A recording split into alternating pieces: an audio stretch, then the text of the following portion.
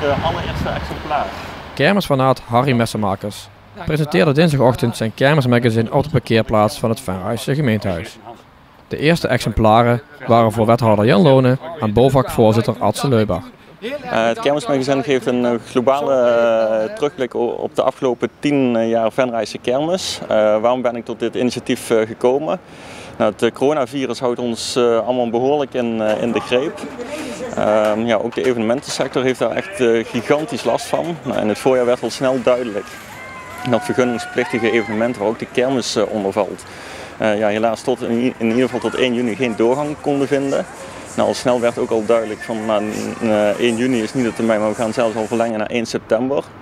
Waardoor ook Venraysche allergrootste en mooiste volksfeest, de Venraysche kermis, ja, helaas geen doorgang kan vinden. Nou, zelf ben ik een groot kermisliefhebber, altijd al met fototoestel in de hand, altijd op de Venraysche kermis aanwezig. Ja, en zo is eigenlijk het idee ontstaan van God, we gaan van de laatste 10 jaar breng ik de leukste foto's samen in een magazine. Op A4 formaat 48 pagina's, ruim 450 foto's staan erin. Zodat toch een beetje de sfeer, al is het maar vanuit boekvorm, ja, toch weer leeft tijdens deze periode. Ja, de Venraysche kermis gaat niet door. Dan moet je als liefhebber ook gewoon wel pijn doen, denk ik. Ja, ontzettend. Dat is natuurlijk het moment, ook voor mij als kermishobbyist, je eigen thuiskermis. En ook omdat het een bovenregionale kermis is, hij is echt super belangrijk voor de stad Venray. Niet alleen voor de kermis, maar ook alles wat er omheen hangt. De horeca, de campings staan er vol mee, de toeristen komen hier. Geven het geld uit ook nog bij de plaatselijke winkeliers.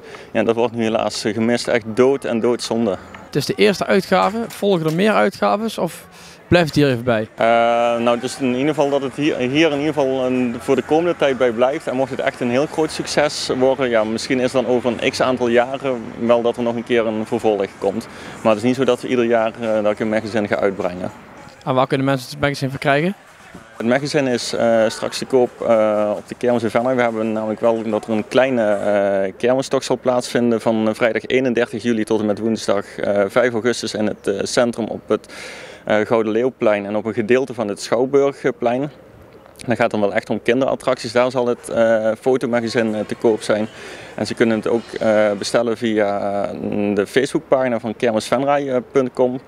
Op Facebook, daar staat ook een link op hoe ze het magazine kunnen verkrijgen. Ladies and gentlemen, get ready and have fun. 10, 9, 8, 7, 6, 5,